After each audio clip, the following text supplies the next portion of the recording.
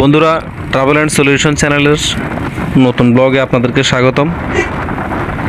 আজকের রাইডটা একটু স্পেশাল, কারণ আমি এই অ্যাপাচি RTR 164B বাইকটি চট্টগ্রাম থেকে চালিয়ে এনেছি শুধুমাত্র সিলেট, জাফলং, বোলাগঞ্জ আর সাদা পাথরের অপরূপ সৌন্দর্য নিজ চোখে দেখার জন্য।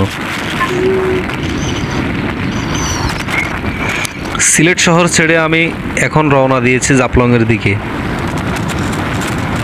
শহর পিছনে রেখে যতই সামনে যাচ্ছি, প্রকৃতির এক নতুন রূপ আমার সামনে খুলে যাচ্ছে। রাস্তার প্রশস্ততা আর মসৃণতা দেখে আমি সত্যিই মুগ্ধ। এই রাস্তার দুপাশে যতদূর চোখ যায় শুধু মাঠ আর ফসলের জমি। চাষাবাদ চলছে আর মাঝে মাঝে দুই একটা একলা বাড়ি। কোনো কোলাহল নেই, শুধু শান্ত প্রকৃতির শব্দ। এই নীরবতা আপনাকে ভেতর থেকে শান্ত করে দিবে। আর ওই যে সামনে দেখা যাচ্ছে ভারতের পাহাড় শ্রেণী, বিশেষ করে মেঘালয়ের দিকটা স্পষ্ট দেখা যাচ্ছে। আমার একদম মনে হচ্ছে আমি যেন বাংলাদেশ থেকে ভারতের কোনো পাহাড়ি রাস্তায় বাইক রাইড করছি। অ্যাপাচি RTR 164B গাড়িটার স্টেবিলিটি, লং ড্রাইভে পারফরমেন্স দেখে আমি সত্যিই খুশি। এতটা পথ চট্টগ্রাম থেকে সিলেট, এখন জাফলংয়ের পথে বাইকে এসে তেমন কোনো ক্লান্তি বোধ করিনি। গাড়িটি এখন পর্যন্ত 600 কিলোমিটার কাছাকাছি চালিয়েছি। এ রাস্তায় চাষাবাদের চিত্র খুবই চমৎকার। কিছু কিছু জায়গায় কৃষকেরা জমিতে কাজ করে, তারা যেন প্রকৃতির সাথে মিশে গেছেন।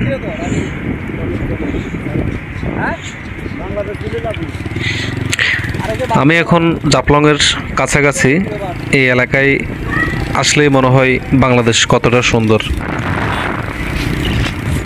সামনে বোলাগঞ্জ সাদা পাথরের এলাকায় যাব এবং বিছানাকান্দি যাওয়ার একটা প্ল্যান আছে, যেটা বাংলাদেশের অন্যতম মনোমুগ্ধকর জায়গা।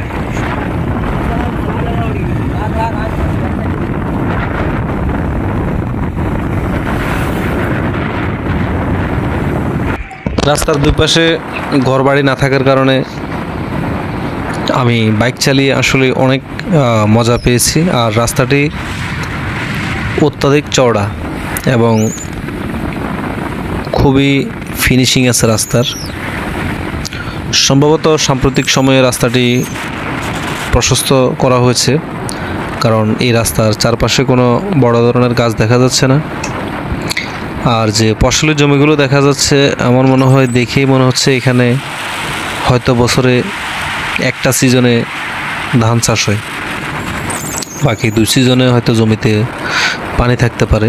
যেমন এখনও দেখা যাচ্ছে রাস্তার দুপাশে পানি। আর এদিকে বাড়িঘর তেমন একটা নেই বললেই চলে। তবে এই শান্তিপূর্ণ রাস্তা আমি বাংলাদেশে খুব কম জায়গায় দেখেছি। বাড়িঘর না থাকার কারণে এবং দুই দিকে খোলা জমি থাকার কারণে সহজে স্পিডে গাড়িটি চালানো যায়, কারণ দুই দিক থেকে গরু ছাগল অথবা মানুষজন দৌড় দেওয়ার সম্ভাবনা তেমন একটা কম। আর আমি সিলেট থেকে এখন পর্যন্ত যতটুকু চালিয়ে এসেছি, কোথাও আমি ভাঙা রাস্তা পাইনি। রাস্তা যথেষ্ট সমতল। আর আমার এই অ্যাপাচি RTR 164B এই গাড়িটির স্পিড আমি 80 থেকে 90 কিলোমিটার বজায় রেখেছি। আমার পিছনে একজন পিলিয়ন আছে।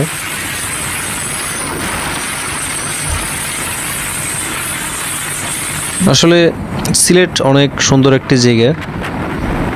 পাহাড়, নদী, রাস্তা,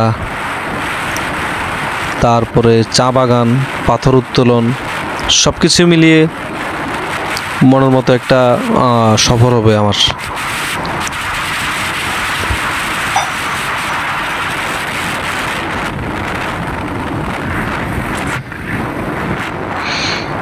আশেপাশে ধানগুলো দেখা যাচ্ছে কাটার সময় হয়ে এসেছে। এবং কিছু কিছু অংশ এখনো ডোবা। আমি জানি না রাস্তার দুই পাশে কেন বড় বড় গাছ দেখা যাচ্ছে না, সম্ভবত প্রশস্ত করার কারণে গাছগুলো কেটে ফেলা হয়েছে। যতই সামনে এগোচ্ছি বাংলাদেশের মনে হচ্ছে যে ফিলটা হারিয়ে যাচ্ছে, ভারত আছি এরকম একটা ফিল মনে হচ্ছে আমার থেকে।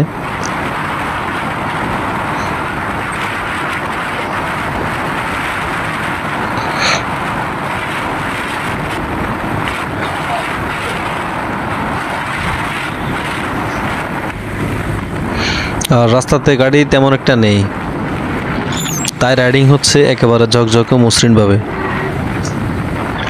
আরটিআর এর ফ্ল্যাট পারফরমেন্স এখানে বোঝা যায় ঠিকঠাক।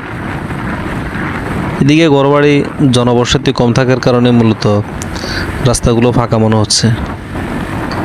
আমি বাংলাদেশের আরও বিভিন্ন এলাকাতে ঘুরেছি, কিন্তু এরকম ফাঁকা জায়গা বা মাইলের পর মাইল এভাবে ঘরবাড়ি না থাকা এরকম জায়গা আমি এই আজকে প্রথম দেখলাম।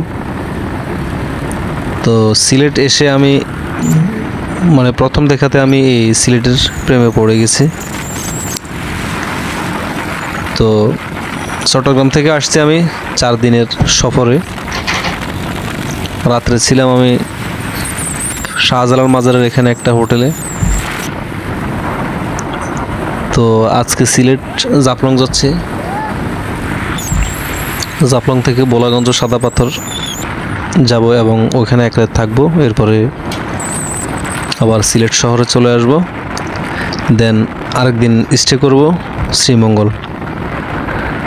তো সব জায়গার ভিডিও, সুন্দর সুন্দর দর্শনীয় স্থানের ভিডিও আমার থেকে পাবেন। একটা কথা বলতে ভুলে গেছি, আমি এর ভিতরে বিছানাকান্দিও যাব।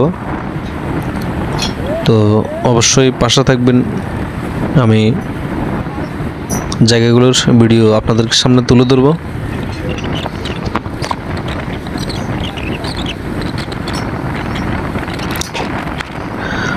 যারা বাইকে ভ্রমণ করতে ভালোবাসেন তাদের জন্য এই রুটটা একবার হলেও আসা উচিত। পাহাড়, নদী, রাস্তা সব মিলিয়ে একটা মনের মতো সফর হবে বলা যায়। তো দেখতে থাকুন।